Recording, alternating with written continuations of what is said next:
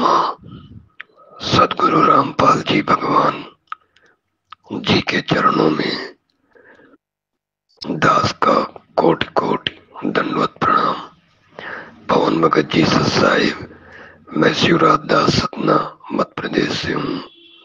भगत जी में परमात्मा से नाम उपदेश 2016 में जबलपुर से लिया था। उस वक्त हमें ये पता नहीं था कि मैं जिनसे नाम उपदेश लिया हूँ वो जेल में है। न किसी भगत ने हमको बताया था। नाम लेने के बाद पता चला कि मैं जिनसे नाम उपदेश लिया हूँ वो जेल में है। मुझे बड़ा अजीब सा लगा, पर भक्ति करता गया। थोड़े दिनों बाद मेरी मर्यादा टूट गई और मैं फिर से जगत वालों के साथ वही करने लगा जो पहले करता था। प्रथम नाम लिया था, पर सत्संग सुनता था तो ये पता था कि मर्यादा टूट जाए, लेकिन भक्ति और दीपक जलाते रहना चाहिए।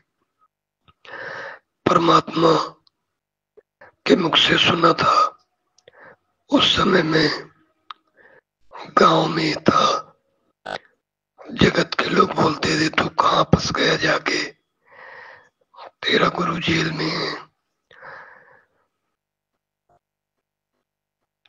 फिर भगत जी अचानक आपका वीडियो 2017 में मैं देखा यूट्यूब में। उस वीडियो में लिखा था जिसकी मर्यादा टूटी हुई होगी वो इस वीडियो को देखेगा, उसका नाम शुद्ध हो जाएगा। मुझे बड़ी खुशी हुई कि यार आश्रम नहीं जाना पड़ेगा, यही शुद्धिकरण हो जाएगी। आपका वीडियो देखा, भक्ति करने लगा भगत जी। कुछ दिनों बाद आश्रम में गया तो हमको सतनाम मिल गया।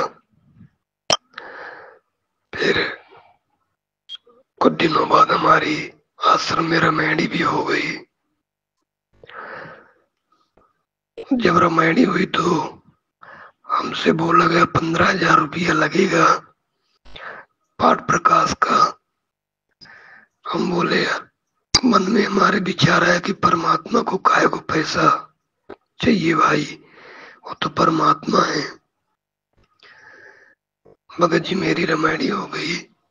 पैसा मैं नहीं दिया, लड़की पक्ष वालों ने दिया होगा। मेरे पास आश्रम से फोन आया 2-4 बार, लेकिन मैं पैसा नहीं दिया। फिर 2018 में आश्रम से एक पीला पर्चा आया। उसमें लिखा था गुरुजी का आदेश है, हमको कांग्रेस को वोट करना है, हमारे आसपास जितने भी भगत हो उनको भी बताना है। हमको अजीब सा लगा कि परमात्मा सत्संग में कहते हैं कि वोट नहीं डालना किसी को, किसी पार्टी में। मैंने उसी वक्त अपने जिला के कोऑर्डिनेटर को फोन लगाया, उनसे बोला कि गुरुजी तो राजनीति करने के लिए मना करते हैं और आप ये तो वोट डलवा रहे हो। बोले परमात्मा के आदेश में अगड़म बगड़म नहीं करना चाहिए, जैसा आदेश है वैसा करो। भगत जी हमने वोट दे दिया कांग्रेस को।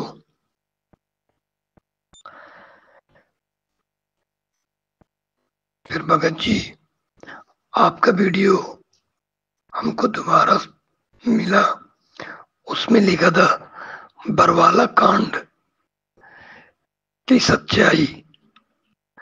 हमने वो वीडियो 2018 में देखा। पता चला भगत जी हमें आपका वीडियो देख के बड़ा साहस और संघर्ष करने की हिम्मत मिली। हमने भी मैनेजमेंट से दूरियां बनाई धीरे धीरे, और धीरे धीरे मैनेजमेंट का विरोध करने लगे।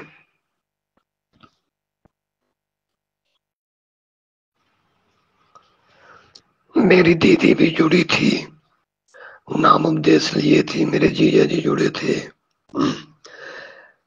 कोऑर्डिनेटर ने फोन लगाया उनको।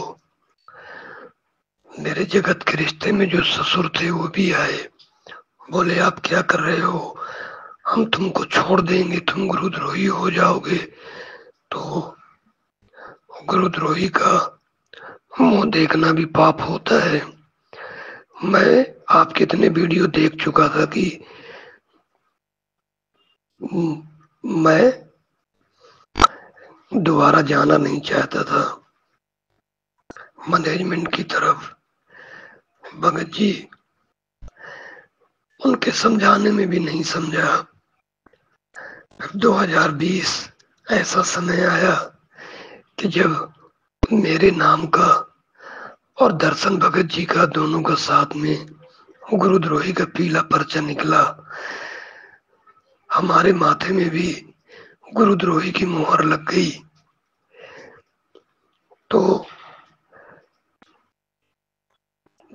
मेरी दीदी ने फोन लगा, बोला आज के बाद हमारे घर मत आना। लेकिन मैं गया तो हमसे किसी ने बात नहीं किया। दरवाजे से वापस भगा दिया गया हमको। कुत्ते की तरह अपने घर आ गए।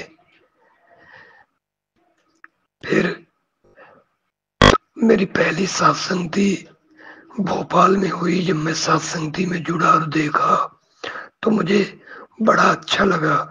मैंने परमात्मा से निवेदन किया, इस कुत्ते पर भी मालिक दया करना, सत्संगति मेरे घर में भी हो जाए। मालिक ने दया की, सत्संगति हुई। तो मैं अपने दीदी को बुलाया। मेरी दीदी आई, देखी। जब देखी तो वो भी बोली कि हाँ, असली असली सत्संग और असली सत्संगति तो यही है। हम तो फालतू में इधर उधर घूम रहे थे। भगत जी मेरी दीदी भी जुड़ गई। तो सतना जिले से मैं और मेरी दीदी दोनों हो गए, एक से भले दो। फिर कुछ भगत भी जुड़ने लगे। फिर भगत जी समय निकलता गया। साल डेढ़ साल बाद हम सत्संगति में रहे। फिर जब परमात्मा की वीडियो कॉलिंग हुई तो आश्रम से फोन लगाया। हमारे ससुर जी ने कहा कि चलो, आप ऑडियो की नहीं मानते हो, वीडियो की तो मानो, जाओ एक बार आश्रम सच्चाई क्या है। हम गए। रोहतक आश्रम में और प्रकाश दास जबलपुर से जो थे, दोनों गए। दोनों जब गए तो वहां 20, 25, 30 भगत हो गए जो आपके वीडियो देखा करते थे, जो गुरुद्रोही थे मैनेजमेंट की नजर में। सुबह 5 या 6 बजे वीडियो कॉलिंग आई। हम जितने भी 25-30 लोग थे, आगे बैठाया गया हम सबको। वीडियो कॉल में दंडवत प्रणाम हुई, बात किए। बोले बच्चों जाओ, नाम शुद्धिकरण करवाओ, दोबारा मत जाना वहां। जब फोन कट गया तो मेरी आत्मा बोली कि मुझे भी शुद्धिकरण नहीं करवाना। लेकिन परमात्मा की ऐसी आदेश आया, बोले चलो चलो, जितने भी भगत आए हैं उनकी सबकी शुद्धिकरण अभी 5 मिनट बाद हो जाएगी यहीं पे। हमारी शुद्धिकरण हो गई भगत जी। शुद्धिकरण तो हो गई, लेकिन आत्मा नहीं मानी हमारी। हम आ गए अपने घर। तो वहीं पे हमारी रूपदास भगत जी से मुलाकात हुई, जो शायद जयपुर के ही हैं, आपके साथ रहते थे। बहुत चर्चाएं हुई। भगत जी, मैं तो आ गया अपने घर, लेकिन मैं कभी दोबारा आश्रम गया नहीं। मेरी आत्मा कभी मानी नहीं।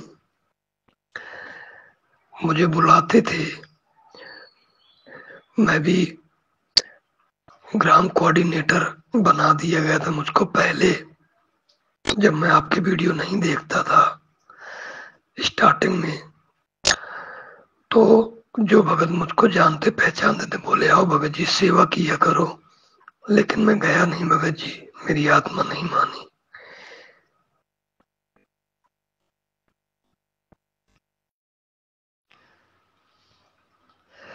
भगत जी मैं अपने घर में ही भक्ति करता था, कहीं नहीं जाता था। अभी जो 8 सितंबर 2024 को अवतरण दिवस ये मनाए, तो एक फोटो में मैं अपने जो सतना जिला के कोऑर्डिनेटर थे, ग्राम कोऑर्डिनेटर, सब सेवा में गए, उनकी फोटो मुझको देखने को मिली।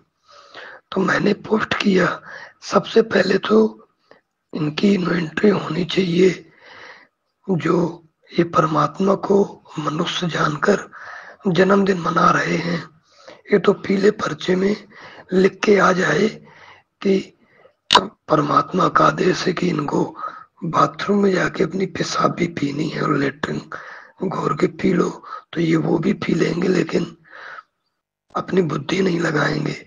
भगत जी वो पोस्ट डालती, फिर मुझको ब्लॉक कर दिया गया सभी ग्रुपों से। फिर मेरे जो देवेंद्र भगत जी एक नरसिंहपुर से, वो भी पहले सत्संगती में थे, जो जगत के रूप में मेरे साड़ू हैं। अभी प्रेजेंट में आए हमारे यहाँ, 2-3 दिन रुके, बोले भगत जी, पवन भगत जी साइलेंट गुरुद्रोही हैं, उनसे दूरी ही रहना है आप। मैं बोला साइलेंट कैसे, वो तो बोलते हैं। तो बोले चलो भगत जी, अभी दिसंबर 2024 में सत्संग दा जिला सत्संग, मैं जाता नहीं था, लेकिन उनके कहने पे गया। जब गया तो कोऑर्डिनेटर बोला, 2-4-10 भगतों को लेके आया, बोला आप सत्संग में नहीं जाना, आपकी नो एंट्री लगी है, आप बाहर खड़े रहो, और जब सत्संग खत्म हो जाए तो आप अपने घर चले जाना। तो बोला मुझे खड़े होके क्या करना, मैं अपने घर चला आया अपने भगतमती को लेके। मेरे साले ने फोन लगाया, बोला जीजा जी कहाँ हैं आप, आओ हमसे मिल लो। जब उससे मिला तो पूछा कि मेरे नाम का पीला पर्चा निकला है क्या। बोला नहीं निकला, एंट्री तो आपको नहीं लगी। तो मैं समझ गया कि ये सब वो जो मैं पोस्ट किया था उसी की वजह से ये मुझको एंट्री लगा दिए। भगत जी मैं घर वापस आ गया। पता नहीं मेरी दीदी आज भी सत्संगति से जुड़ी है, वो कभी दोबारा नहीं गई।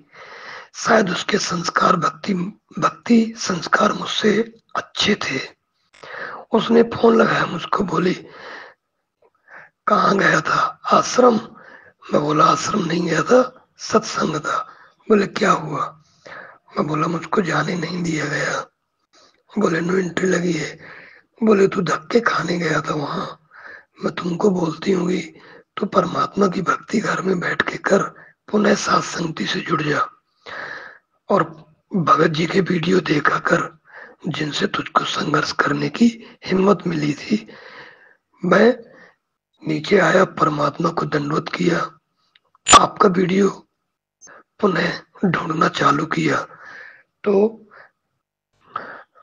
अभी 16 दिसंबर को जो जाटों वाला 5 फ्लोर की बिल्डिंग बनवा रहे हैं, वही वीडियो मेरे सामने आया।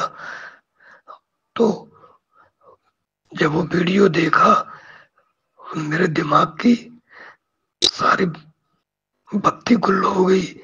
मैं बोला यार ये तो वास्तव में पूरा मनमाना ही कर रहे हैं। भगत जी मैंने उस दिन से भक्ति करना स्टार्ट किया। तो मैं, मेरे घर में सत्संगति हुई थी, मैं कम से कम 10 सत्संग किया था भगत जी। मैं कभी खड़े होके आरती नहीं कर पाता था, लेकिन उस दिन मैंने खड़े होके आरती की और उस दिन से आज 28 दिसंबर 2024 है भगत जी।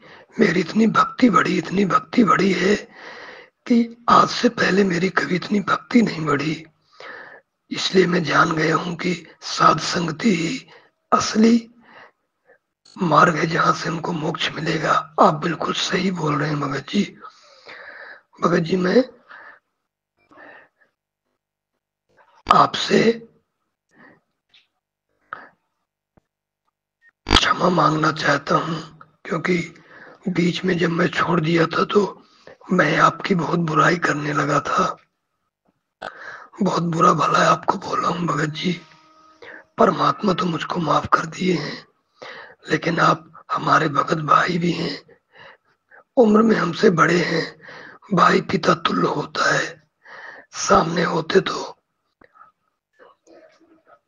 आपसे माफी मांगता हाथ जोड़ के, नहीं है तो इस ऑडियो के द्वारा मांग रहा हूं। मर्यादा के अनुसार आपके पैर तो नहीं छू सकता, लेकिन हाथ जोड़ के आपसे 1000 बार निवेदन करता हूं कि भगत जी, जाने अनजाने में आपके प्रति बहुत घृणा थी मेरे अंदर हो गई थी।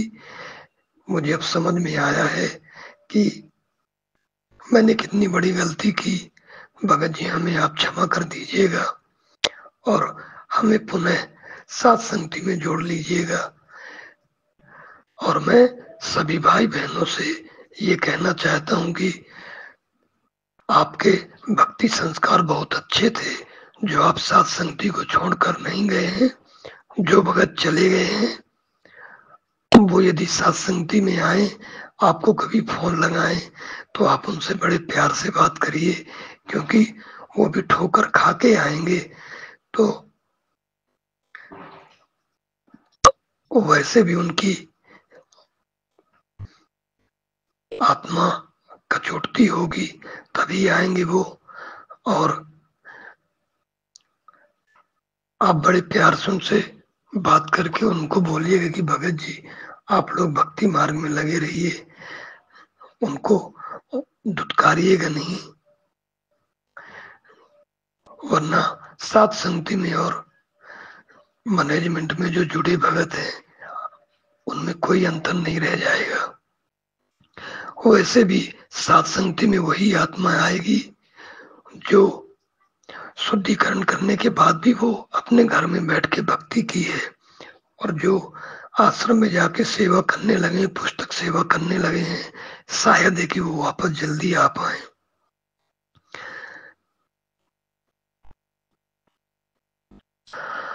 भगत जी, मैं आपसे बारंबार क्षमा चाहता हूं। परमात्मा मुझे क्षमा कर दिए हैं, आप भी मुझे क्षमा कर देना। भगत भाई, मैं भी आपका छोटा भाई जैसा हूं, भगत हूं। आपकी तरह हमारे पास न ज्ञान है, न बुद्धि है, न परमात्मा की दया है। बस आप हमको क्षमा कर दीजिएगा। हमारे ये नंबर है, किसी ग्रुप में जोड़ दीजिएगा भगत जी, ताकि हमको भी आपके संदेश मिलते रहें और हम भी सत्संगति कर सकें। बसंत में यही कहना चाहूंगा कि ये ऑडियो जो भी भगत भाई सुने या पहुंचे, वो भक्ति मार्ग में लगे रहें, सत्संगति छोड़कर किसी भी हालत में जाए ना। और जो भगत भाई आना चाहते हैं वो आ जाएं और अपना कल्याण करवाएं। मैं फिर से पवन भाई जी आपको बार बार हाथ जोड़कर आपसे क्षमा चाहता हूं, आप मुझे क्षमा कर दीजिएगा। और साथ संगति में जुड़ी हुई भाइयों बहनों से यदि शिवराज दास की कभी भी आत्मा में चोट लगी हो मेरे शब्दों से, तो आप सभी भाई बहन भी मुझे क्षमा कर दीजिएगा। सत साहिब बंदी छोड़ सदगुरु रामपाल जी भगवान के चरणों में दास का कोटि कोटि दंडवत प्रणाम। सत साहिब।